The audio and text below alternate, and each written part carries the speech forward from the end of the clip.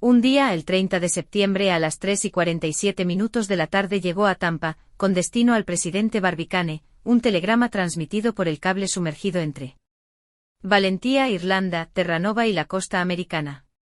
El presidente Barbicane rasgó el sobre, leyó el parte, y no obstante su fuerza de voluntad para hacerse dueño de sí mismo, sus labios palidecieron y su vista se turbó a la lectura de las 20 palabras del telegrama. He aquí el texto del mismo, que se conserva aún en los archivos del Gun Club, Francia, París. 30 de septiembre, 4 mañana. Barbicane, Tampa, Florida. Estados Unidos. Reemplazad granada esférica por proyectil cilindrocónico. Partiré dentro. Llegaré por vapor Atlanta. Michel Ardan. El pasajero del Atlanta. Si tan estupenda noticia, en vez de volar por los hilos telegráficos, hubiera llegado sencillamente por correo cerrada y bajo un sobre, si los empleados de Francia, Irlanda, Terranova y Estados Unidos de América no hubiesen debido conocer necesariamente la confidencia telegráfica, Barbicane no habría vacilado un solo instante. Hubiese callado por medida de prudencia, y para no desprestigiar su obra. Aquel telegrama, sobre todo procediendo de un francés, podía ser una burla. ¿Qué apariencia de verdad tenía la audacia de un hombre capaz de concebir la idea de un viaje semejante? ¿Y si en realidad había un hombre resuelto a llevar a cabo tan singular propósito, no era un loco a quien se debía encerrar en una casa de orates, y no en una bala de cañón? Pero el parte era conocido, porque los aparatos de transmisión son por su naturaleza poco discretos, y la proposición de Michel Ardan circulaba ya por los diversos estados de la UBN. No tenía, pues, Barbicane ninguna razón para guardar silencio acerca de ella, y por tanto reunió a los individuos del Gun Club, que se hallaban en Tampa, y sin dejarles entrever su pensamiento, sin discutir el mayor o menor crédito que le merecía el telegrama, leyó con sangre fría su lacónico texto. Imposible, es inverosímil. Pura broma, se están burlando de nosotros. Ridículo, absurdo. Durante algunos minutos, se pronunciaron todas las frases que sirven para expresar la duda, la incredulidad, la barbaridad y la locura, con acompañamiento de los aspavientos y gestos que se usan en semejantes circunstancias, cada cual según su carácter. Se sonreía, o se encogía de hombros, o soltaba la carcajada. Maston fue el único que tomó la cosa en serio. «Es una soberbia idea», exclamó. «Sí», le respondió el mayor, «pero si alguna vez es permitido tener ideas semejantes, es con la condición de no pensar siquiera en ponerlas en práctica». «¿Y por qué no?», replicó con cierto desenfado el secretario del Gun Club, aprestándose para el combate que sus colegas rehuyeron. Sin embargo, el nombre de Michel Ardan corría de boca en la ciudad de Tampa. Extranjeros e indígenas se miraban, se interrogaban y se burlaban, no del europeo, que era, en su concepto, un mito, un ente imaginario, un ser quimérico, sino de J.T.E. Maston, que había podido creer en la existencia de aquel personaje fabuloso. Cuando Barbicane propuso enviar un proyectil a la luna, la empresa pareció a todos natural y practicable, y no vieron en ella más que una simple cuestión de balística. Pero que un ser racional quisiera tomar asiento en el proyectil e intentar aquel viaje inverosímil, era una proposición tan sin pies ni cabeza que no podía dejar de parecer una chanza, una farsa, un engaño.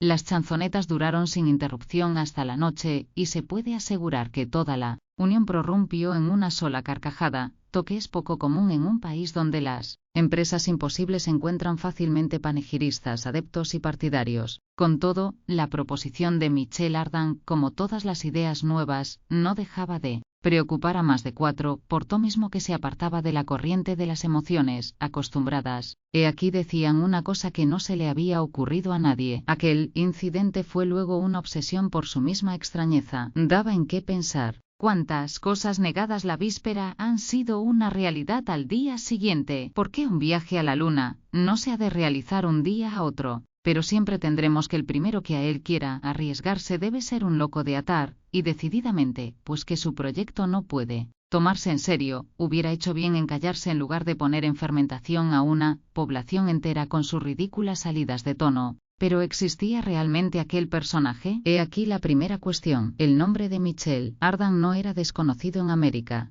Era el nombre de un europeo muchas veces citado por sus atrevidas empresas. Además, aquel telegrama que había atravesado las profundidades del Atlántico, la designación del buque en que el francés decía haber tomado pasaje, la fecha fija de su llegada próxima, eran circunstancias que daban a la proposición ciertos visos de verosimilitud. La empresa requería sin duda un valor inaudito. Pronto los individuos aislados se agruparon, los grupos se condensaron bajo la acción de la curiosidad como en virtud de la atracción molecular se condensan los átomos. Y al cabo se formó una multitud compacta que se dirigió al domicilio del presidente Barbicane. Desde la llegada del telegrama, no había manifestado acerca de él opinión alguna, había dejado a G.T.E. Maston descubrir la suya sin aprobar ni desaprobar, se mantenía al pairo, y se proponía aguardar los acontecimientos, pero echaba las cuentas sin la huéspeda, pues no contaba con la impaciencia pública, y vio con muy poca satisfacción a los habitantes de Tampa reunirse bajo sus ventanas. Los murmullos, los gritos y las vociferaciones le obligaron a presentarse. Tenía todos los deberes, y por consiguiente, todas las obligaciones de la celebridad. Se presentó, y la multitud guardó silencio. Un ciudadano tomó la palabra, y dirigió a Barbicane la siguiente pregunta. El personaje designado en el parte bajo el nombre de Michel Ardan se dirige hacia América, ¿sí o no? Señores, respondió Barbicane, no sé más que que saben ustedes. Pues es preciso saberlo, gritaron algunos con impaciencia. El tiempo nos lo dirá, respondió con sequedad el presidente. No reconocemos ningún derecho para mantener en un estado de ansiedad penosa a un pueblo entero, replicó el orador. ¿Habéis modificado los planos del proyectil de conformidad con que dice el telegrama? Todavía no, señores, pero tenéis razón, es preciso saber a qué atenernos, y el telégrafo, que ha causado toda esta conmoción, completará nuestros informes. ¡Al telégrafo! ¡Al telégrafo!, exclamó la muchedumbre. Barbicane bajó, y seguido del inmenso gentío, se dirigió a las oficinas de la administración. Pocos minutos después envió al síndico de los corredores marítimos de Liverpool un parte en el que se le hacían las siguientes preguntas. ¿Qué buque es el Atlanta? Cuando salió de Europa, llevaba a bordo a un francés llamado Michel Ardan. 2 horas después Barbicane recibía informes de una precisión tal que no permitían abrigar ninguna duda. El vapor Atlanta de Liverpool se hizo a la mar el 2 de octubre con rumbo a Tampa, llevando a bordo a un francés que, con el nombre de Michel Ardan, consta en la lista de los pasajeros. Al ver esta confirmación del telegrama, los ojos del presidente brillaron con una llama de satisfacción, se cerraron fuertemente sus puños, y con violencia se le oyó murmurar, pues, es cierto, es, pues, posible, este francés existe, y estará aquí dentro de 15 días. Pero es un loco, y nunca consentiré. Y sin embargo, aquella misma tarde escribió a la casa Breadwill y compañía para que suspendiese hasta nueva orden la fundición del proyectil. Expresar ahora la conmoción que se apoderó de toda América, el efecto que produjo la comunicación de Barbicane, que dijeron los periódicos de la Unión, el asombro que les causó la noticia y el entusiasmo con que la acogieron, y con que cantaron la llegada de aquel héroe del antiguo continente, describir la agitación febril de cada individuo que veía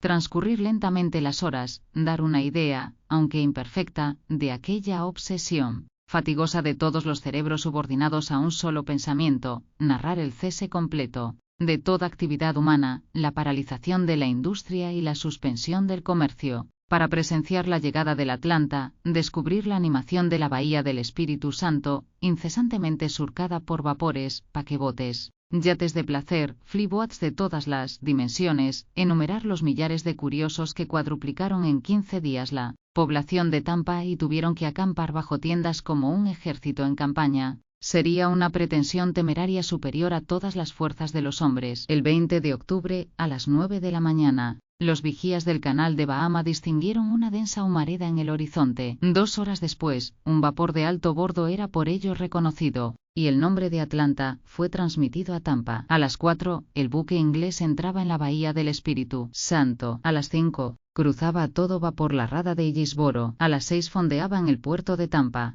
El áncora no había aún mordido el fondo de la arena, cuando 500 embarcaciones rodeaban al Atlanta, y el vapor era tomado por asalto. El primero que pisó su cubierta fue Barbicane, el cual dijo con una voz cuya emoción quería en vano reprimir: «¿Michel Ardan?» «Presente», respondió determinado individuo encaramado a la toldilla. Barbicane, con los brazos cruzados, con la mirada interrogante, con los labios apretados, miró fijamente al pasajero del Atlanta. Era este un hombre de 42 años, alto, pero algo cargado de espaldas, como esas cariátides que sostienen balcones en sus hombros. Su cabeza enérgica, verdadera cabeza de león, sacudía de cuando en cuando una cabellera roja que parecía realmente una guedeja. Una cara corta, ancha en las sienes, adornada con unos bigotes erizados como los del gato, y mechones de pelos amarillentos que salpicaban sus mejillas, ojos redondos de los que partía una mirada miope y como extraviada completaban aquella fisonomía eminentemente felina. Pero la nariz era de un dibujo atrevido, la boca perfecta, la frente alta, inteligente y surcada como un campo que no ha estado nunca inculto.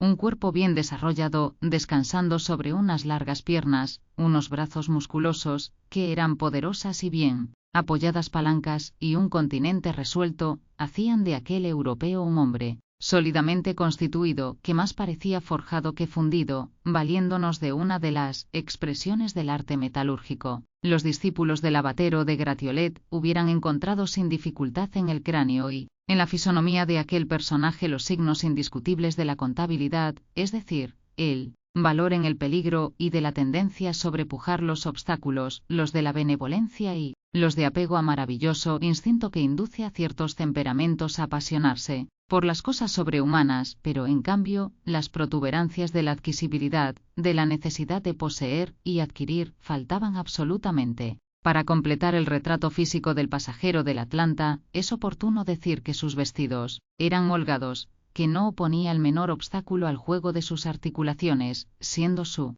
pantalón y su gabán tan sumamente anchos que él mismo se llamaba la muerte con capa. Llevaba la corbata en desaliño, y su cuello de camisa muy escotado dejaba ver un cuello, robusto como el de un toro. Sus manos febriles arrancaban de dos mangas de camisa que estaban siempre desabrochadas. Bien se conocía que aquel hombre no sentía nunca el frío, ni en la crudeza del invierno, ni en medio de los peligros. Iba y venía por la cubierta del vapor, en medio de la multitud que apenas le dejaba espacio para moverse, sin poder estar quieto un momento. Pero él derivaba sobre sus anclas, como decían los marineros, y gesticulaba y tuteaba a todo el mundo, y se mordía las uñas con una avidez convulsiva. Era uno de esos tipos originales que el creador inventa por capricho pasajero, rompiendo el molde enseguida. En efecto, la personalidad moral de Michel Ardan ofrecía un campo muy dilatado a la investigación de los observadores analíticos. Aquel hombre asombroso vivía en una perpetua disposición a la hipérbole, y no había traspasado aún la edad de los superlativos. En la retina de sus ojos se juntaban los objetos con dimensiones desmedidas, de que resultaba una asociación de ideas gigantescas. Todo veía abultadísimo y en grande, a excepción de las dificultades y los hombres, que los veía siempre pequeños. Estaba dotado de una naturaleza poderosa, exorbitante, superabundante, era artista por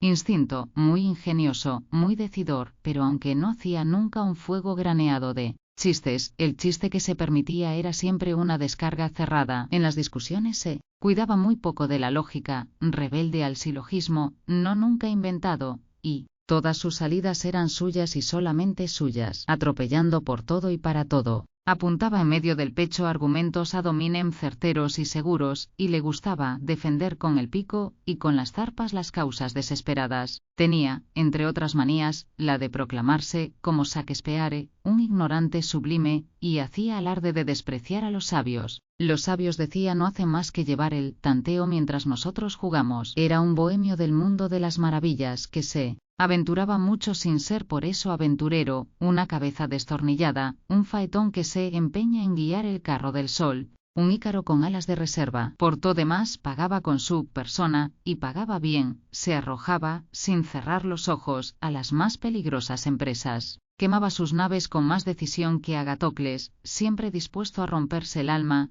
o desnucarse, caía invariablemente de pies, como esos monigotes de médula de saúco con plomo en la base que sirven de diversión a los niños. En una palabra, su divisa era, a pesar de todo, y el amor a to imposible, constituían su pasión dominante. Pero aquel hombre emprendedor tenía como ningún otro los defectos de sus cualidades. Se dice que quien nada arriesga nada tiene. Ardan nada tenía, y to arriesgaba siempre todo. Era un despilfarrador, un tonel de las Danaides, perfectamente desinteresado, hacía tan buenas obras como calaveradas, caritativo, caballeresco y generoso, no hubiera firmado la sentencia de muerte de su más cruel enemigo, y era muy capaz de venderse como esclavo para rescatar a un negro. En Francia, en la Europa entera, todo el mundo conocía a un personaje tan brillante, y que tanto ruido metía. ¿No hablaban acaso de él incesantemente las 100 trompas de la fama, puestas todas a su servicio? ¿No vivía en una casa de vidrio, tomando el universo entero por confidente de sus más íntimos secretos? Eso no obstante, no le faltaba una buena colección de enemigos entre los individuos a quienes había rozado,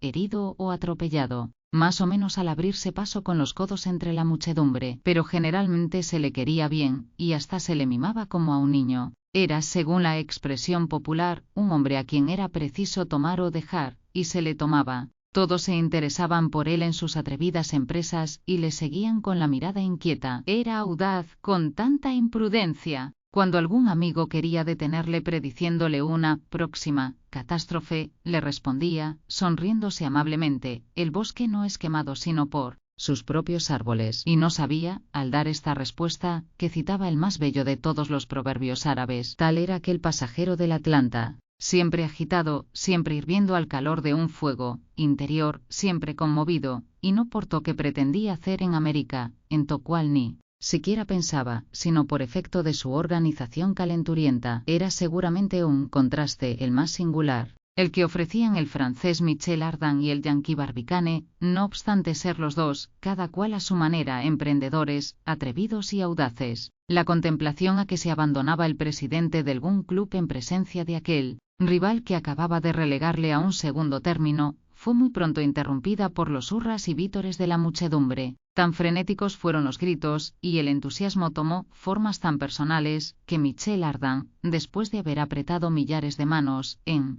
las que estuvo expuesto a dejar sus dedos, tuvo que buscar refugio en el fondo de su camarote. Barbicane le siguió sin haber pronunciado una palabra. ¿Sois vos, Barbicane?, le preguntó Michel Ardan, cuando estuvieron solos los dos, con un tono como si hubiese hablado a un amigo de 20 años. Sí, respondió el presidente del Gun Club. Pues bien, os saludo, Barbicane. ¿Cómo estáis? Muy bien, me alegro, me alegro. Así pues, dijo Barbicane entrando en materia sin preámbulos. ¿Estáis decidido a partir? Absolutamente decidido. ¿Nada os detendrá? Nada. ¿Habéis modificado el proyectil como os indicaba en mi telegrama? Aguardaba vuestra llegada. Pero preguntó Barbicane con insistencia, ¿lo habéis pensado detenidamente? ¿Reflexionado? ¿Tengo acaso tiempo que perder? Se me presenta la ocasión de ir a dar una vuelta por la luna, y la aprovecho. He aquí todo. No creo que la cosa merezca tantas reflexiones. Barbicane devoraba con la vista a aquel hombre que hablaba de su proyecto de viaje con una ligereza y un desdén tan completo, y sin la más mínima inquietud ni zozobra. Pero al menos le dijo, tendréis un plan, tendréis medios de ejecución. Excelentes, amigo Barbicane. Pero permitidme haceros una observación. Me gusta contar mi historia de una sola vez a todo el mundo, y luego no cuidarme más de ella. Así se evitan repeticiones, y por consiguiente, salvo mejor parecer, convocad a vuestros amigos, a vuestros colegas, a la ciudad entera, a toda Florida, a todos los americanos si queréis, y mañana estaré dispuesto a exponer mis medios y a responder a todas las objeciones, cualesquiera que sean. Tranquilizaos, los aguardaré a pie firme. ¿Os parece bien? Muy bien, respondió Barbicane, y salió del camarote para participar a la multitud la proposición de Michel Ardan. Esas palabras fueron acogidas con palabras y gritos de alegría, porque la proposición allanaba todas las dificultades. Al día siguiente, todos podrían contemplar a su gusto al héroe europeo. Sin embargo, algunos de los más obstinados espectadores no quisieron dejar la cubierta del Atlanta, y pasaron la noche a bordo. V.T.E. Maston, entre otros, había clavado su mano postiza en un ángulo de la toldilla, y se hubiera necesitado un cabrestante para arrancarlo de su sitio. «Es un héroe», exclamaba en todos los tonos, «y comparados con él, con ese europeo, nosotros no somos más que unos muñecos». En cuanto al presidente, después de suplicar a los espectadores que se retiraran, entró en el camarote del pasajero, y no se separó de él hasta que la campana del vapor señaló la hora del relevo de la guardia de medianoche. Pero entonces los dos rivales en popularidad se apretaron muy amistosamente la mano, y ya Michel Ardan tuteaba al presidente Barbicane. Un mitin. A uno día siguiente, el astro diurno se levantó mucho más tarde de lo que deseaba la impaciencia pública. Un sol destinado a alumbrar semejante fiesta no debía ser tan perezoso. Barbicane, temiendo por Michel Ardan las preguntas indiscretas, hubiera querido reducir el auditorio a un pequeño número de adeptos, a sus colegas por ejemplo, pero más fácil le hubiera sido detener el Niágara con un dique. Tuvo, pues, que renunciar a sus proyectos de protección y dejar correr a su nuevo amigo los peligros de una conferencia pública. El nuevo salón de la Bolsa de Tampa, no obstante sus colosales dimensiones, fue considerado insuficiente para el acto, porque la reunión proyectada tomaba todas las proporciones de un verdadero mitin. El sitio escogido fue una inmensa llanura situada fuera de la ciudad. Pocas horas bastaron para ponerlo a cubierto de los rayos del sol. Los buques del puerto, que tenían de sobra velas, jarcias, palos de reserva y vergas, suministraron los accesorios necesarios para la construcción de una tienda gigantesca. Un inmenso techo de lona se extendió muy pronto sobre la calcinada pradera y la defendió de los ardores del día. 300.000 personas pudieron colocarse en el local y desafiaron durante algunas horas una temperatura sofocante aguardando la llegada del francés. Una tercera parte de aquellos espectadores podía ver y oír, otra tercera parte veía mal y no oía nada, y la otra restante ni oía ni veía, que sin embargo no impidió que fuese la más pródiga en aplausos. A las 3 apareció Michel Ardan, acompañado de los principales miembros del Gun Club.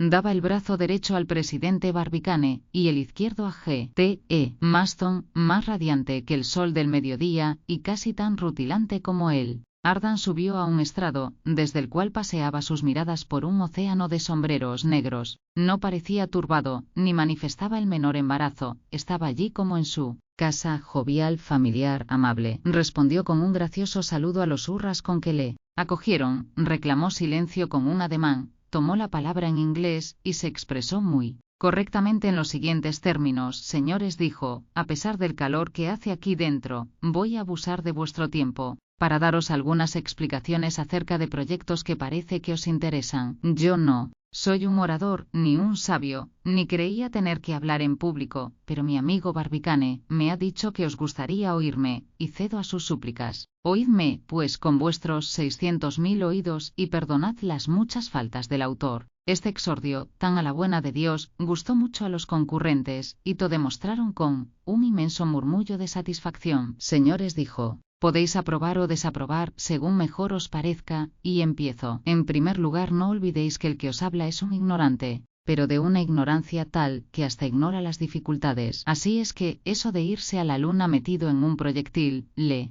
ha parecido la cosa más sencilla, más fácil y más natural del mundo. Tarde o temprano, había de emprenderse este viaje. Y en cuanto al género de locomoción adoptado, no hago más que seguir sencillamente la ley del progreso. El hombre empezó por andar a gatas, luego utilizó los pies, enseguida viajó en carro, después en coche, más adelante en barco, posteriormente en diligencia, y por último, en ferrocarril. Pues bien, el proyectil es el medio de locomoción del porvenir, y todo bien considerado, los planetas no son otra cosa. No son más que balas de cañón disparadas por la mano del Creador. Pero volvamos a nuestro vehículo. Algunos de vosotros, señores, creéis que la velocidad que se le va a dar es excesiva. Los que así opinan están en un error. Todos los astros le exceden en rapidez, y la Tierra misma, en su movimiento de traslación alrededor del Sol, nos arrastra a una velocidad 3 veces mayor. Pondré algunos ejemplos, y solo os pido que me permitáis contar por leguas porque las medidas americanas me son poco familiares, y podría incurrir en algún error en mis cálculos. La demanda pareció muy justa, y no tropezó con ninguna dificultad. El orador prosiguió, voy, señores,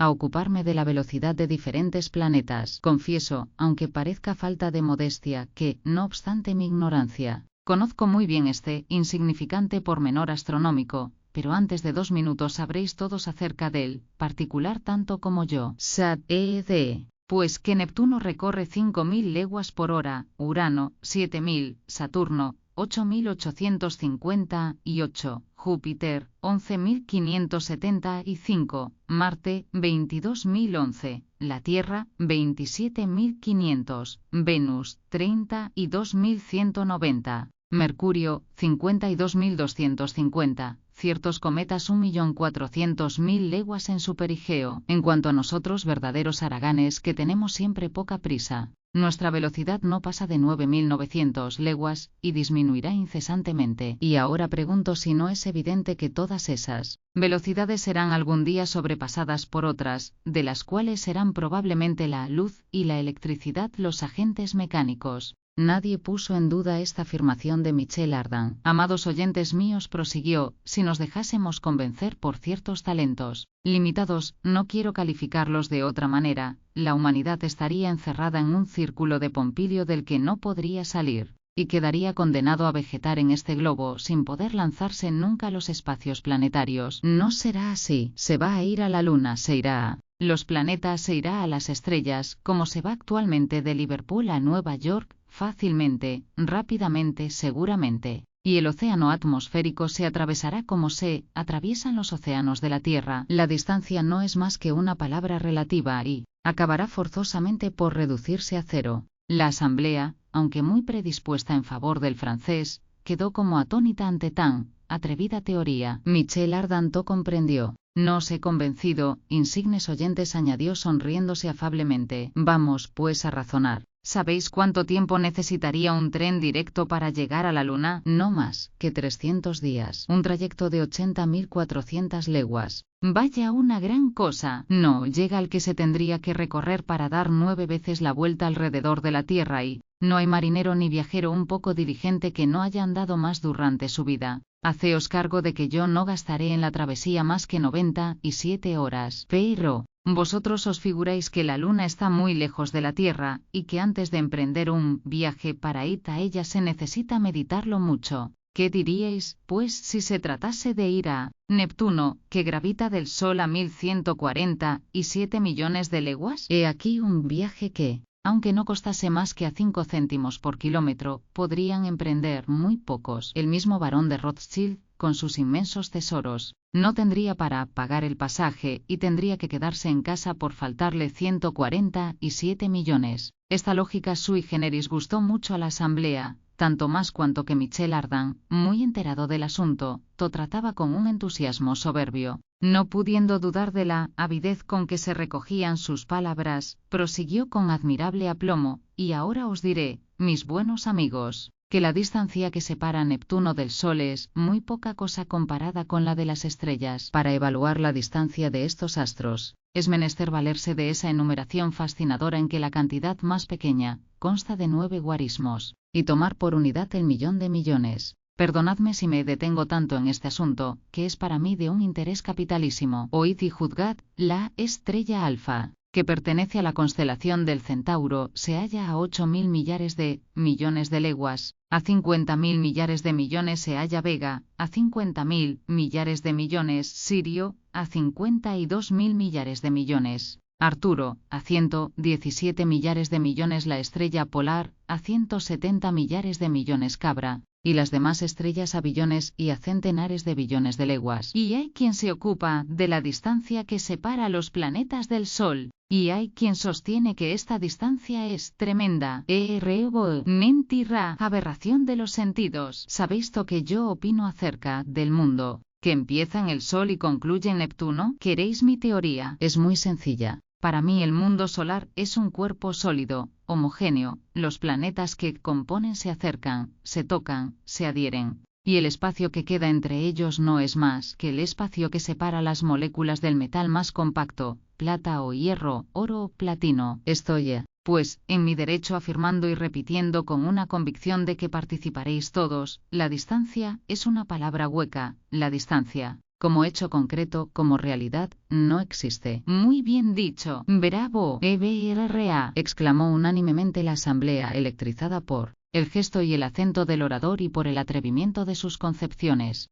Exclamó G.T.E. Maston, con más energía que los otros. La distancia no existe. La distancia no existe. Y arrastrado por la violencia de sus movimientos y por el empuje de su cuerpo, que casi no pudo dominar, estuvo en un tris de caer al suelo desde el estrado, pero consiguió restablecer su equilibrio, y evitó una caída, que le hubiera brutalmente probado que la distancia no es una palabra vacía de sentido. Luego, el entusiasta orador prosiguió: amigos míos, dijo, me parece que la cuestión queda resuelta. Si no he logrado convenceros a todos, se debe a que he sido tímido en mis demostraciones, débil en mis argumentos, y echad la culpa a la insuficiencia de mis estudios teóricos. Como quiera que sea, os repito, la distancia de la Tierra a su satélite es, en realidad, poco importante, y no merece preocupar a un pensador grave y concienzudo. No creo, pues, avanzar demasiado diciendo que se establecerán próximamente trenes de proyectiles, en los que se hará con toda comodidad el viaje de la Tierra a la Luna.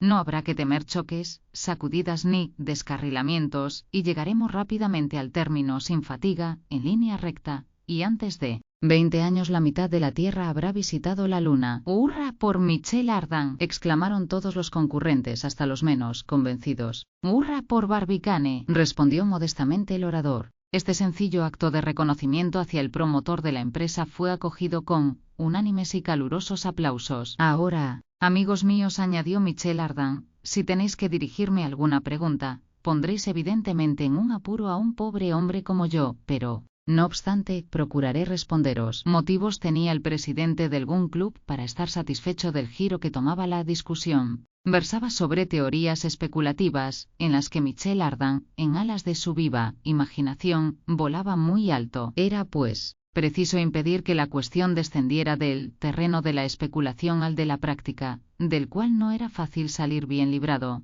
Barbicane se apresuró a tomar la palabra, y preguntó a su nuevo amigo si era de la opinión de que la Luna o los planetas estuviesen habitados. Gran problema me planteas, mi amigo presidente, replicó el orador sonriendo. Sin embargo, hombres de muy poderosa inteligencia, Plutarco, Swedenborg, Bernardino de Saint-Pierre y otros muchos, se han pronunciado por la afirmativa. Considerando la cuestión bajo el punto de vista de la filosofía natural, me inclino a opinar como ellos, porque en el mundo no existe nada inútil, y contestando, amigo Barbicane, a tu cuestión con otra, afirmo que si los mundos son habitables, están habitados, o to han estado, o to estarán. Muy bien, exclamaron los espectadores de las primeras filas, que imponían su opinión a los de las últimas. Es imposible responder con más lógica y acierto, dijo el presidente del Gun Club. La cuestión queda reducida a los siguientes términos: ¿los mundos son habitables? Yo creo que to son.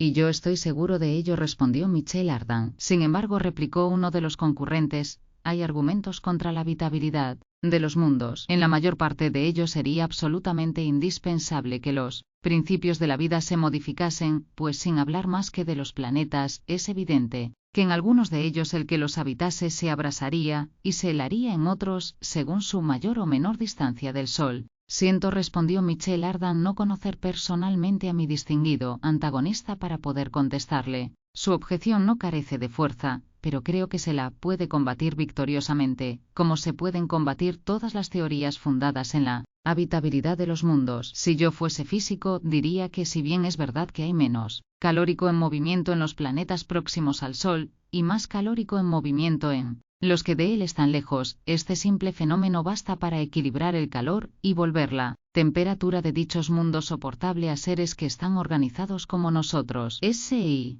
fuese naturalista, le diría, de acuerdo con muchos ilustres sabios, que la naturaleza nos suministra en la Tierra ejemplos de animales que viven en distintas condiciones de habitabilidad. Unos peces respiran en un medio que es mortal para los demás animales, que algunos habitantes de los mares se mantienen debajo de capas de una gran profundidad, soportando, sin ser aplastados, presiones de 50 o 60 atmósferas. Le diría que algunos insectos acuáticos, insensibles a la temperatura, se encuentran a la vez en los manantiales de agua hirviendo y en las heladas llanuras del océano polar. Le diría, por último, que es preciso reconocer en la naturaleza una diversidad de medios de acción, que no deja de ser real, aun siendo incomprensible, ato menos para nosotros. Si yo fuese químico, le diría que los aerolitos, cuerpos evidentemente formados fuera del mundo terrestre, han revelado al análisis indiscutibles vestigios de carbono, el cual no debe su origen más que a seres organizados, y,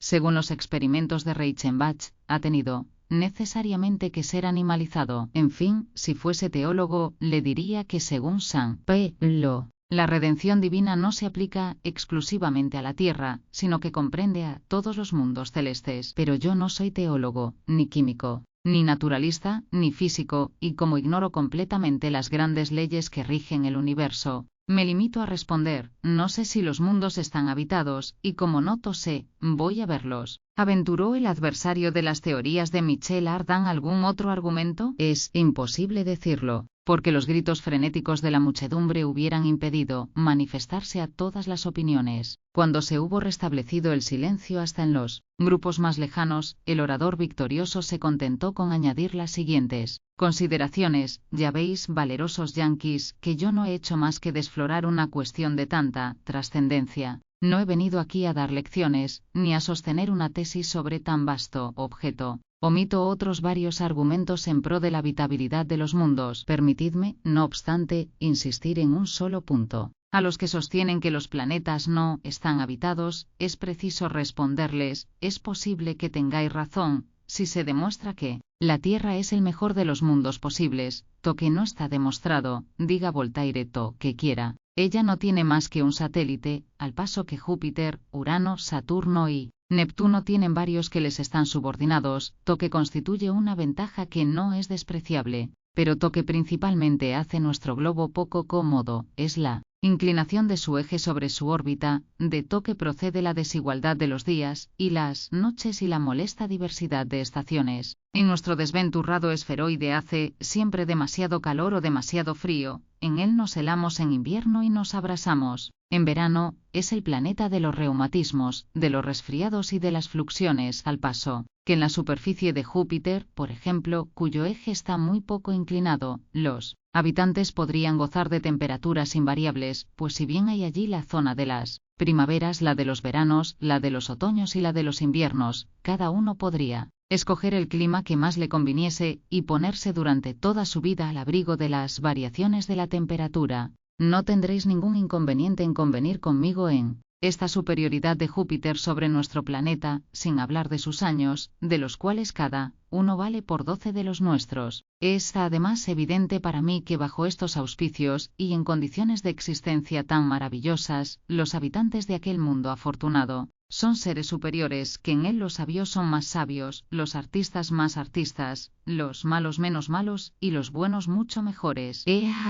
¿Qué le falta a nuestro esferoide para alcanzar esta perfección? Muy poca cosa, un eje de rotación menos inclinado sobre el plano de su órbita. Nada más, exclamó una voz imperiosa. Pues unamos nuestros esfuerzos, inventemos máquinas y enderecemos el eje de la Tierra. Una salva de aplausos sucedió a esta proposición, cuyo autor era, y no podía ser más que G.T.E. Maston. Es probable que el fogoso secretario hubiese sido arrastrado a tan atrevida proposición por sus instintos de ingeniero, pero, a decir verdad, muchos le aplaudieron de buena fe, y si hubieran tenido el punto de apoyo reclamado por Arquímedes, los americanos hubieran construido una palanca capaz de levantar el mundo y enderezar su eje. El punto de apoyo. He aquí único que faltaba a aquellos temerarios mecánicos. Con todo, una idea tan eminentemente práctica alcanzó un éxito extraordinario. S.E.C. suspendió la discusión por espacio de un cuarto de hora, y durante muchísimo tiempo se habló en los Estados Unidos de América de la proposición tan enérgicamente formulada por el secretario perpetuo del Gun Club.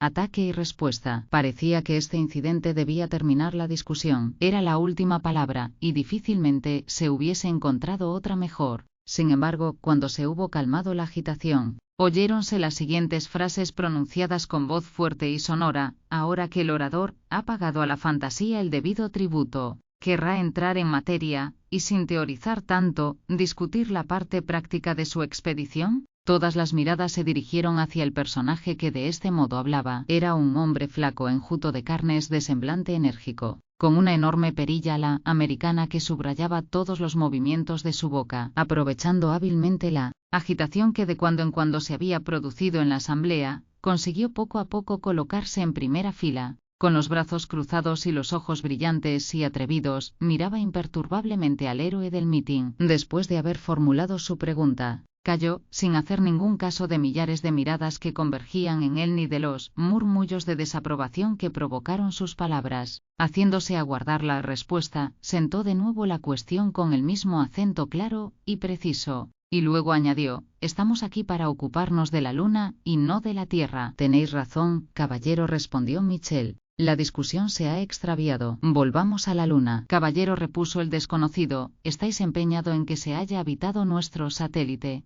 «De acuerdo, pero si existen selenitas, es seguro que estos viven sin respirar, porque, por vuestro interés os digo, no hay en la superficie de la luna la menor molécula de aire». Aún oír esta afirmación, levantó Ardan su melenuda cabeza, comprendiendo que con aquel hombre se iba a empeñar una lucha sobre todo más capital de la cuestión. «¿Con que no hay aire en la luna? ¿Y quién lo dice?», preguntó, mirándolo fijamente. «Los sabios». «De veras, de veras». «Caballero», replicó Michel, «lo digo seriamente, profeso la mayor estimación a los sabios que saben, pero los sabios que no saben me inspiran un desdén profundo». «¿Conocéis alguno que pertenezca a esta última categoría?». «Alguno conozco. En Francia hay uno de ellos que sostiene que matemáticamente el pájaro no puede volar, y otro cuyas teorías demuestran que el pez no está organizado para vivir en el agua. No se trata de esos sabios, y los nombres que yo podría citar en apoyo de mi proposición no serían rehusados por vos, caballero.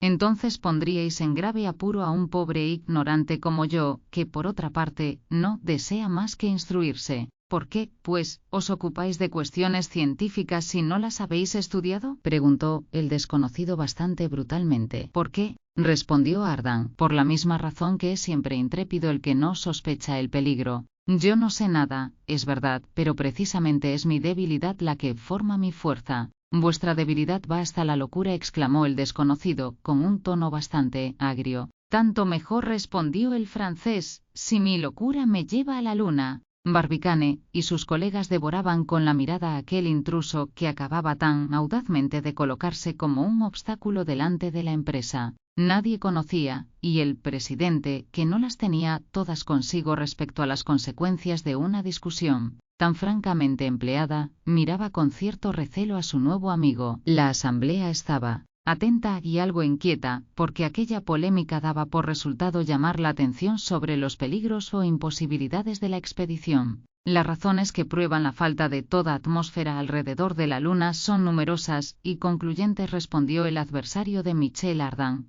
«Me atrevo a decir a priori que en el caso de haber existido alguna vez esta atmósfera, la Tierra la habría arrebatado a su satélite. Pero prefiero oponer hechos irrecusables». «Oponed cuantos hechos queráis», respondió Michel Ardan con perfecta galantería. «Ya sabéis», dijo el desconocido, «que cuando los rayos luminosos atraviesan un medio, tal como el aire, se desvían de la línea recta, o que esto mismo, experimentan una refracción. Pues bien, los rayos de las estrellas que la luna oculta, al pasar rasando el borde del disco lunar, no experimentan desviación alguna, ni dan el menor indicio de refracción. Es pues evidente que no se halla la luna envuelta en una atmósfera». Todos miraron a Ardan con cierta ansiedad y hasta con cierta lástima, como si previesen su derrota, pues en realidad, siendo cierto el hecho que la observación revelaba, la consecuencia que de él deducía el desconocido era rigurosamente lógica. «He aquí», respondió Michel Ardan, «vuestro mejor, por no decir vuestro único,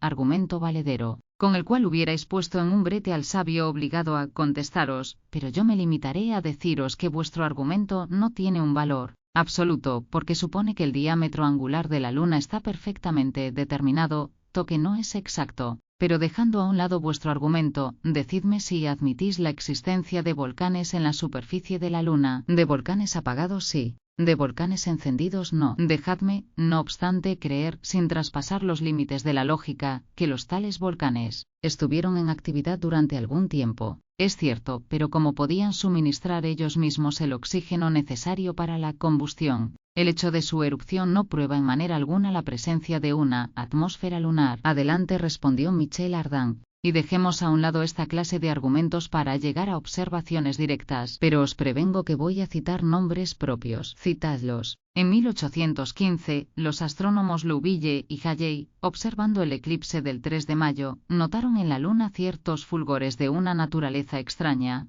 frecuentemente repetidos. Los atribuyeron a tempestades que se desencadenan en la atmósfera que envuelve a veces la Luna. En 1815 replicó el desconocido, los astrónomos Louville y Galli tomaron por fenómenos lunares fenómenos puramente terrestres, tales como bólidos, aerólitos a otros, que se producían en nuestra atmósfera. He aquí que respondieron los sabios al anuncio del citado fenómeno, y to mismo respondo yo, ni más ni menos. Quiero suponer que tenéis razón, respondió Ardan, sin que la contestación de su adversario le hiciese la menor mella. ¿No observó Herschel en 1787 un gran número de puntos luminosos en la superficie de la Luna? Es verdad, pero sin explicarse su origen. Él mismo no dedujo de su aparición la necesidad de una atmósfera lunar. Bien respondido, dijo Michel Ardan, cumplimentando a su antagonista. Veo que estáis muy fuerte en selenografía. Muy fuerte, caballero, y añadiré que los señores Beer y Moedler, que son los más hábiles observadores, los que mejor han estudiado el astro de la noche, están de acuerdo sobre la falta absoluta de aire en su superficie.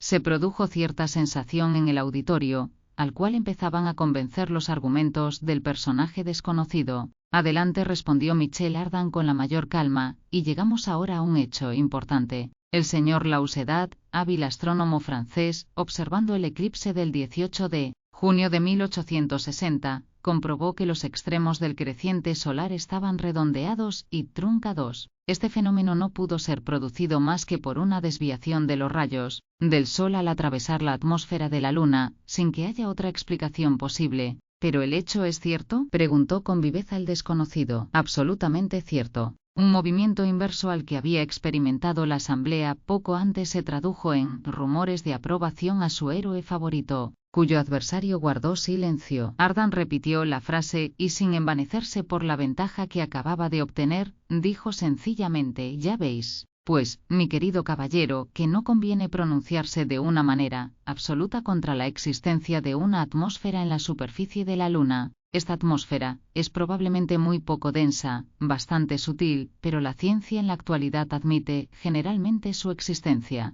No en las montañas, por más que sintáis, respondió el desconocido, que no quería dar su brazo a torcer, pero sí en el fondo de los valles, y no elevándose más allá de algunos centenares de pies. Aunque así fuese, haríais bien en tomar vuestras precauciones, porque el tal aire estará terriblemente enrarecido. Caballero, siempre habrá el suficiente para un hombre solo, y además, una vez allí, procuraré economizarlo todo que pueda y no respirar sino en las grandes ocasiones. Una estrepitosa carcajada retumbó en los oídos del misterioso interlocutor, el cual paseó sus miradas por la asamblea desafiándola con orgullo. Ahora bien, repuso Michel Ardan con cierta indiferencia, puesto que estamos de acuerdo sobre la existencia de una atmósfera lunar, tenemos también que admitir la presencia de cierta cantidad de agua. Esta es una consecuencia que me alegro de poder sacar por la cuenta que me tiene. Permitidme además, mi amable contradictor, someter una observación a vuestro ilustrado criterio. Nosotros no conocemos más que una cara de la Luna, y aunque haya poco aire en el lado que nos mira, es posible que haya mucho en el opuesto. ¿Por qué razón? Porque la Luna, bajo la acción de la atracción terrestre, ha tomado la forma de un huevo, que vemos por su extremo más pequeño. De aquí ha deducido Einstein, cuyos cálculos son siempre de trascendencia, que el centro de gravedad de la Luna está situado en el otro hemisferio, y por consiguiente, todas las masas de aire y agua han debido de ser arrastradas al otro extremo de nuestro satélite desde los primeros días de su creación. Paradojas, exclamó el desconocido. Teorías que se apoyan en las leyes de la mecánica, y que me parecen difíciles de refutar. Apelo al buen juicio de esta asamblea, y pido que ella diga si la vida, tal como existe en la Tierra, es o no posible en la superficie de la Luna. Deseo que se vote esta proposición. La proposición obtuvo los aplausos unánimes de 300.000 oyentes. El adversario de Michel Ardan quería replicar, pero no pudo hacerse oír. Caía sobre él una granizada de gritos y amenazas. «Basta, basta», decían unos. «Fuera el intruso», repetían otros. «¡Y fiera, y fiera!», exclamaba la irritada muchedumbre. Pero él, firme, agarrado al estrado, dejaba pasar sin moverse la tempestad, la cual hubiese tomado proporciones formidables si Michel Ardan no la hubiese apaciguado con un ademán. Era de un carácter demasiado caballeroso para abandonar a su contradictor en el apuro en que le veía. «¿Deseáis añadir algunas palabras?», le preguntó con la mayor cortesía. Sí, 100.000, respondió el desconocido con arrebato, pero no me basta una sola. Para perseverar en vuestro proyecto, es preciso que seáis imprudente. ¿Cómo podéis tratarme así, sabiendo que he pedido una bala cilíndrico cónica a mi amigo Barbicane, para no dar por el camino vueltas y revueltas como una ardilla? Desgraciado, al salir del cañón, la repercusión os hará pedazos. Mi querido colega, acabáis de poner el dedo en la llaga, en la verdadera y única dificultad, por ahora, pero la buena opinión que tengo formada del genio industrial de los americanos, me permite creer que llegará a resolverse. ¿Y el calor desarrollado por la velocidad del proyectil al atravesar las capas del aire? ¿O sus paredes son gruesas, y cruzará con tanta rapidez la atmósfera? ¿Y víveres? ¿Y agua? He calculado que podría llevar víveres y agua para un año, respondió Ardan, y la travesía durará 4 días. ¿Y aire para respirar durante el viaje? Lo haré artificialmente por procedimientos químicos bien conocidos. Pero, ¿y vuestra caída en la luna, suponiendo que lleguéis a ella? Será 6 veces menos rápida que una caída en la Tierra, porque el peso es 6 veces menor en la superficie de la Luna. Pero aún así, será suficiente para romperos como un pedazo de vidrio. ¿Y quién me impedirá retardar mi caída por medio de cohetes convenientemente dispuestos y disparados en ocasión oportuna? Por último, aun suponiendo que se hayan resuelto todas las dificultades, que se hayan allanado todos los obstáculos, que se hayan reunido a favor vuestro todas las probabilidades, aun admitiendo que lleguéis sano y salvo a la Luna, ¿cómo volveréis? No volveré. A esta respuesta, sublime por su sencillez, la asamblea quedó muda, pero su silencio fue más elocuente que todos los gritos de entusiasmo. El desconocido se aprovechó de él para protestar por última vez. Os mataréis infaliblemente, exclamó, y vuestra muerte, que no será más que la muerte de un insensato, ni siquiera servirá de algo a la ciencia. Proseguid, mi generoso desconocido, porque, la verdad, vuestros pronósticos son muy agradables. Eso es demasiado, exclamó el adversario de Michel Ardan, y no sé por qué pierdo el tiempo en una discusión tan poco formal. No desistáis de vuestra loca empresa. No es vuestra la culpa. No salgáis de vuestras casillas. Sobre otro pesará la responsabilidad de vuestros actos. ¿Sobre quién? Preguntó Michel Ardan con voz imperiosa. ¿Sobre quién? Decidlo. Sobre el ignorante que ha organizado esta tentativa tan imposible como ridícula. El ataque era directo. Barbicane, desde la intervención del desconocido, tuvo que esforzarse mucho para contenerse y conservar su sangre fría, pero viéndose ultrajado de una manera tan terrible, se levantó precipitadamente y ya marchaba hacia su adversario, quien le miraba frente a frente y le aguardaba con la mayor serenidad, cuando se vio súbitamente separado de él. De pronto, 100 brazos vigorosos levantaron en alto el estrado, y el presidente del Gun Club tuvo que compartir con Michel Ardan los honores del triunfo. La carga era pesada, pero los que la llevaban se iban relevando sin cesar, luchando todos con el mayor encarnizamiento unos contra otros para prestar a aquella manifestación el apoyo de sus hombros. Sin embargo, el desconocido no se había aprovechado del tumulto para dejar su puesto.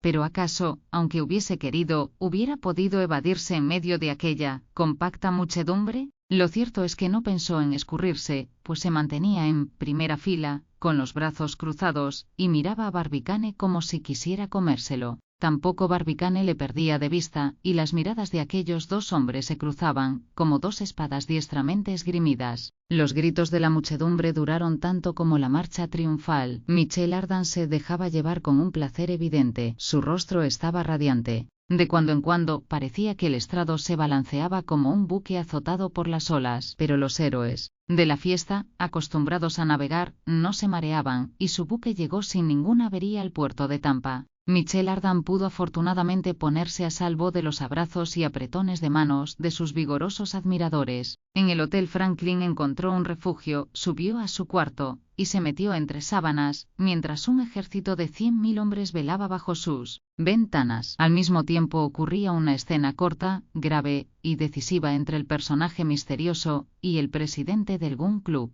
Barbicane apenas se vio libre se dirigió a su adversario. «Ven e id», le dijo con voz breve. El desconocido le siguió y no tardaron en hallarse los dos solos en un malecón sito en el Jones Fall. No se conocían aún, y se miraron. «¿Quién sois?», preguntó Barbicane. «El capitán Nicholl», Meto figuraba. Hasta ahora la casualidad no os había colocado en mi camino. Me he colocado en él yo mismo. Me habéis insultado públicamente. Me daréis satisfacción del insulto. Ahora mismo. No, quiero que todo pase secretamente entre nosotros. Hay un bosque, el bosque de Skernau, a 3 millas de Tampa. ¿Lo conocéis? Lo conozco. ¿Tendréis inconveniente en entrar en él por un lado mañana, por la mañana a las 5? Ninguno, siempre y cuando a la misma hora entréis vos por el otro lado. ¿Y no olvidaréis vuestro rifle? Dijo Barbicane. Ni vos el vuestro, respondió Nicholl. Pronunciadas estas palabras con la mayor calma, el presidente del Gun Club y el capitán se separaron. Barbicane volvió a su casa, pero, en vez de descansar, pasó la noche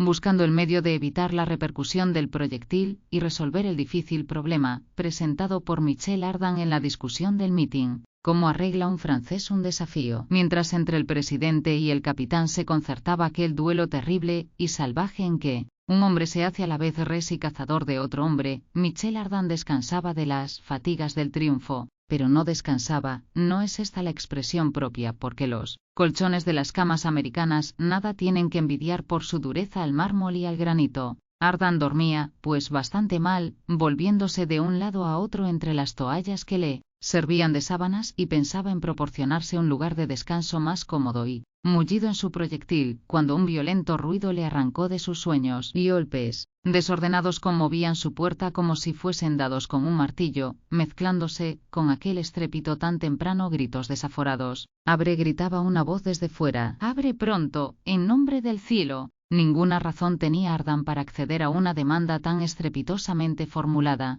No obstante, se levantó y abrió la puerta, en el momento de ir a ceder a los esfuerzos del obstinado visitante. El secretario del Gun Club penetró en el cuarto. No hubiera una bomba entrado en él con menos ceremonias. «Anoche», exclamó G.T.E. Maston al momento, «nuestro presidente durante el meeting fue públicamente insultado. Ha provocado a su adversario, que es nada menos que el capitán Nicholl. Se baten los dos esta mañana en el bosque de Skernau. Lo sé todo por él mismo. Barbicane. Si este muere, fracasan sus proyectos. Es, pues, preciso impedir el duelo a toda costa. No hay más que un hombre en el mundo que ejerza sobre Barbicane bastante imperio para detenerle, y este hombre es Michel Ardan. En tanto que J.T.E. Maston hablaba como acabamos de referir, Michel Ardan, sin interrumpirle, se vistió su ancho pantalón, y no habían transcurrido aún 2 minutos, cuando los dos amigos ganaban a escape los arrabales de Tampa.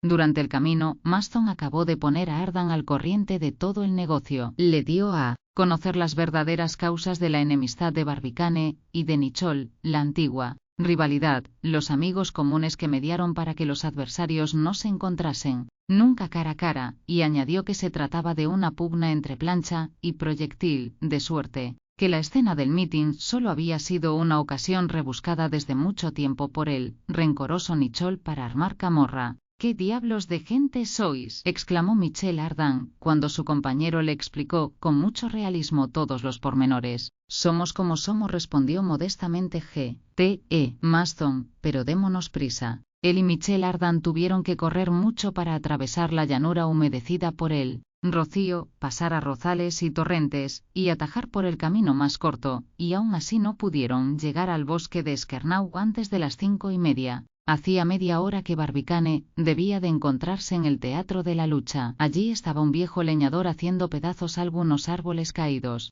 Maston corrió hacia él gritando: «¿Habéis visto entrar en el bosque a un hombre armado de rifle, a Barbicane, el presidente, mi mejor amigo?» El digno secretario del Gun Club pensaba cándidamente que su presidente no podía dejar de ser conocido de todo el mundo, pero no pareció que el leñador le comprendiese. «Un cazador», dijo entonces Ardan. «¿Un cazador?» «Sí, lo he visto», respondió el leñador. «¿Hace mucho tiempo?» «Cosa de 1 hora». «Hemos llegado tarde», exclamó Maston. «¿Y habéis oído algún disparo?», preguntó Michel. «Ni uno solo, ni uno solo. Me parece que el tal cazador no hace negocio». «¿Qué hacemos, Maston?» «Entrar en el bosque, aunque sea exponiéndonos a un balazo por un quid pro quo». «Nae», exclamó Maston con un acento de verdad, salido del fondo de su corazón. «Preferiría 10 balas en mi cabeza a una sola en la de Barbicane». «Adelante, pues», respondió Ardan, estrechando la mano de su compañero. A los pocos segundos, los dos amigos desaparecieron en el espeso bosque de cedros, sicomoros, tulíperos, icacos, pinos, encinas y mangos, que entrecruzaban sus ramas, formando una inextricable red y privando a la vista de todo horizonte. Michel Ardan y Maston no se separaban uno de otro, cruzando silenciosamente las altas hierbas, abriéndose camino por entre vigorosos bejucales, interrogando con la mirada las matas y el ramaje perdidos en la sombría espesura, y esperando oír de un momento a otro el mortífero estampido de los rifles. Imposible les hubiera sido reconocer las huellas que marcasen el tránsito de Barbicane, marchando como ciegos por senderos casi vírgenes y cubiertos de broza, donde un indio hubiera seguido uno tras otro todos los pasos de un enemigo. Pasada una hora de búsqueda estéril y ociosa, los dos compañeros se detuvieron. Su zozobra iba en aumento. Necesariamente debe de haber concluido todo, dijo Maston desalentado. Un hombre como Barbicane no se vale de astucias contra su enemigo, ni le tiende lazos, ni procura desorientarle. Es demasiado franco, demasiado valiente. Ha acometido, pues, el peligro de frente, y sin duda tan lejos del leñador que éste no ha oído la detonación del arma. Pero ¿y nosotros? Nosotros, respondió Michel Ardan. En el tiempo que ha transcurrido desde que entramos en el bosque, algo habríamos oído. ¿Y si hubiésemos llegado demasiado tarde?, exclamó Maston con un acento de desesperación. Michel Ardan no supo qué responder. Él y Maston prosiguieron su interrumpida marcha. De cuando en cuando gritaban con toda la fuerza de sus pulmones, ya llamando a Barbicane, ya Nicholl, pero ninguno de los dos adversarios respondía a sus voces. Alegres bandadas de pájaros, que se levantaban al ruido de sus pasos y de sus palabras, desaparecían entre las ramas, y algunos gansos azorados huían precipitadamente hasta perderse en el fondo de las selvas. Una hora más se prolongaron aún las pesquisas. Ya había sido explorada la mayor parte del bosque. Nada revelaba la presencia de los combatientes. Motivos había para dudar de las afirmaciones del leñador, y Ardan iba ya a renunciar a un reconocimiento que le parecía inútil, cuando de repente Maston se detuvo. Silencio, dijo. Aún no oí. ¿Hay alguien? ¿Alguien? Repitió Michel Ardan. ¿Sí? Un hombre. Parece inmóvil. No tiene el rifle en las manos. ¿Qué hace, pues? ¿Puedes reconocerle?, preguntó Michel Ardan, cuya cortedad de vista era para él un gran inconveniente en aquellas circunstancias. Sí. Ahora se vuelve, respondió Maston. ¿Y quién es? El capitán Nicholl. Nicholl, respondió Michel Ardan sintiendo oprimírsele el corazón. Nicholl, desarmado, ¿con que nada tiene ya que temer de su adversario? Vamos hacia él, dijo Michel Ardan, y sabremos a qué atenernos. Pero él y su compañero no habían dado aún 50 pasos, cuando se detuvieron para examinar más atentamente al capitán. Se habían figurado encontrar un hombre sediento de sangre y entregado enteramente a su venganza. A uno verle quedaron atónitos. Entre los tulíperos gigantescos había tendida una red de malla estrecha, en cuyo centro, un pajarillo, con las alas enredadas, forcejeaba lanzando lastimosos quejidos. El cazador que había armado aquella inextricable artimaña no era humano, era una araña venenosa, indígena del país, del tamaño de un huevo de paloma y provista de enormes patas. El repugnante animal, en el momento de precipitarse contra su presa, se vio a su vez amenazado de un enemigo temible,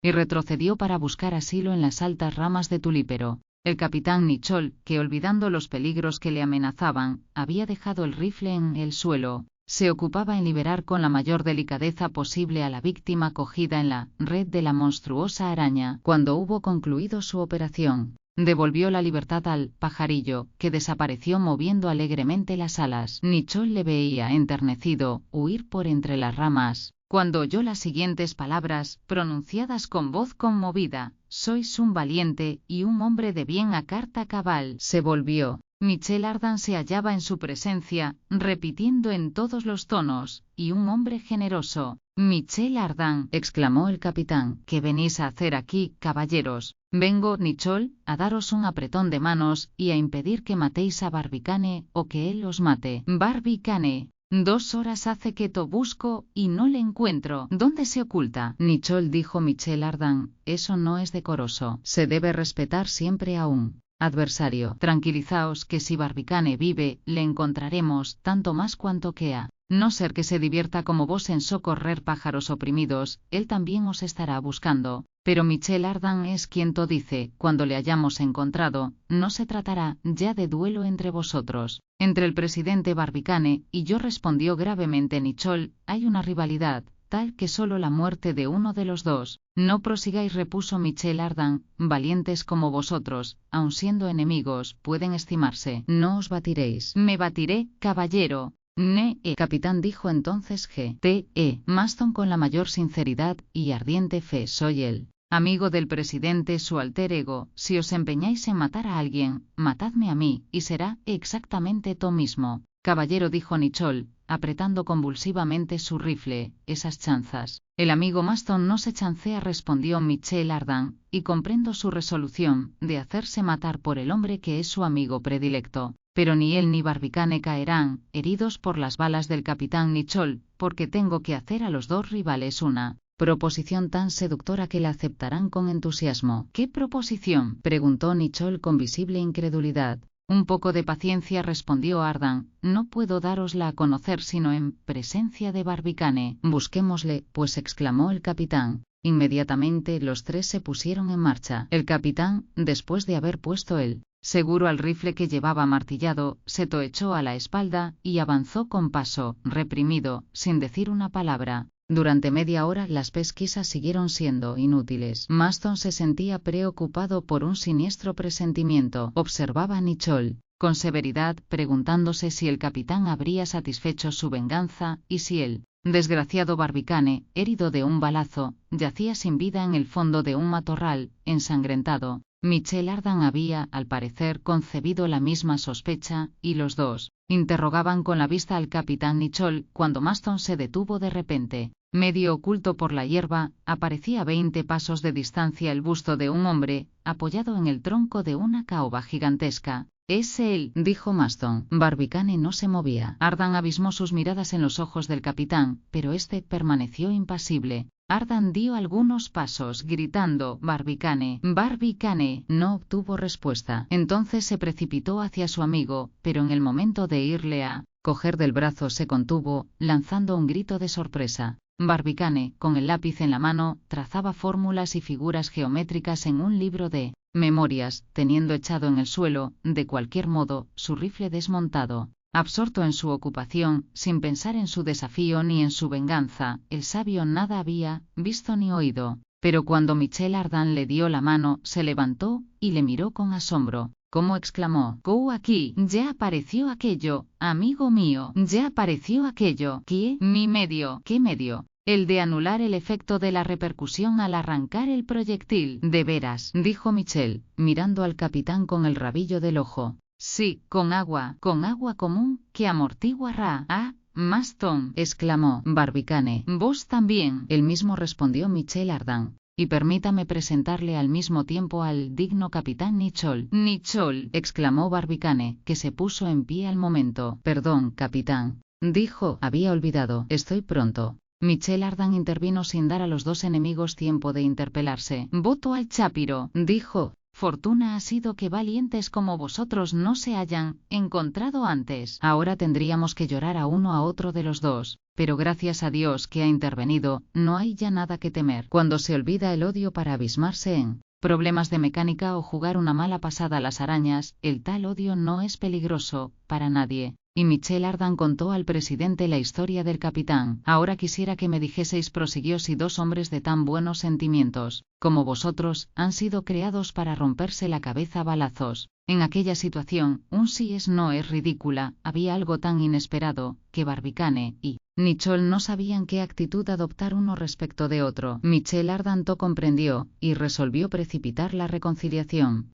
Mis buenos amigos, dijo, dejando asomar a sus labios su mejor sonrisa, entre vosotros solo ha habido un malentendido. No ha habido otra cosa. Pues bien, para probar que todo entre vosotros ha concluido, y puesto que sois hombres a quienes no duelen prendas y saben arriesgar su piel, aceptad francamente la proposición que voy a haceros. Hablad, dijo Nicholl. El amigo Barbicane cree que su proyectil irá derecho a la luna. Sí, to creo, replicó el presidente. y el amigo Nicholl está persuadido de que volverá a caer en la Tierra. Estoy seguro, exclamó el capitán. De acuerdo, repuso Michel Ardan. No trato de poneros de acuerdo, pero os digo muy buenamente, partid conmigo y to veréis. ¿Qué idea?, murmuró J.T.E. Maston asombrado. Al oír aquella proposición tan imprevista, los dos rivales se miraron recíprocamente, y siguieron observándose con atención. Barbicane aguardaba la respuesta del capitán. Nicholl espiaba las palabras del presidente. ¿Qué resolvéis?, dijo Michel, con un acento que obligaba. Ya que no hay que temer repercusiones. Aceptado, exclamó Barbicane. Pese a la rapidez con que pronunció la palabra, Nicholl la acabó de pronunciar al mismo tiempo. «EBRA, bravo, IBA, IP, exclamó Michel Ardan, tendiendo la mano a los dos adversarios. Y ahora que el asunto está arreglado, permitidme, amigos míos, trataros a la francesa. Vamos a almorzar.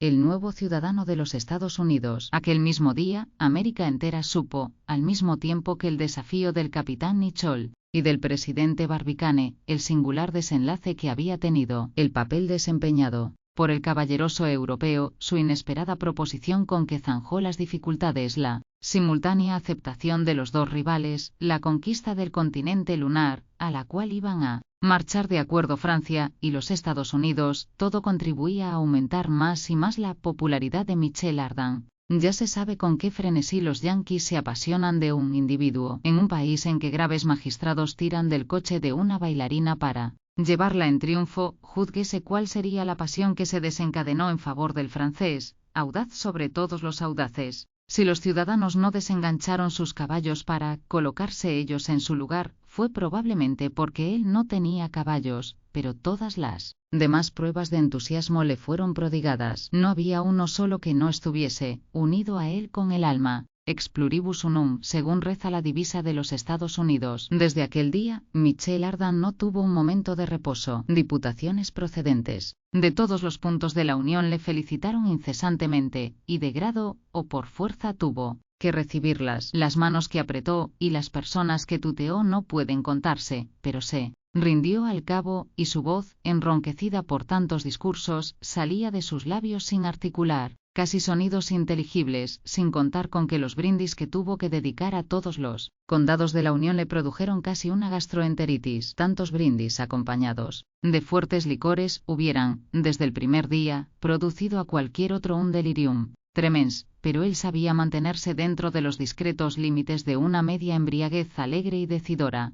Entre las diputaciones de toda especie que le asalta Ron, la de los lunáticos no olvidó que debía al futuro conquistador de la luna. Un día, algunos de aquellos desgraciados, Assad, numerosos en América, le visitaron para pedirle que les llevase con él a su país natal. Algunos pretendían hablar el selenita, y quisieron enseñárselo a Michel. Este se prestó con docilidad a su inocente manía, y se encargó de comisiones para sus amigos de la luna. Singular locura, dijo a Barbicane después de haberles despedido, y es una locura que ataca con frecuencia inteligencias privilegiadas. Arago, uno de nuestros sabios más ilustres, me decía que muchas personas muy discretas y muy reservadas en sus concepciones se dejaban llevar a una exaltación suma, a increíbles singularidades, siempre que de la luna se ocupaban. ¿Crees tú en la influencia de la luna en las enfermedades? Poco, respondió el presidente del Gun Club. Lo mismo digo, y sin embargo, la historia registra hechos asombrosos. En 1693, durante una epidemia, las defunciones aumentaron considerablemente el día 21 de enero,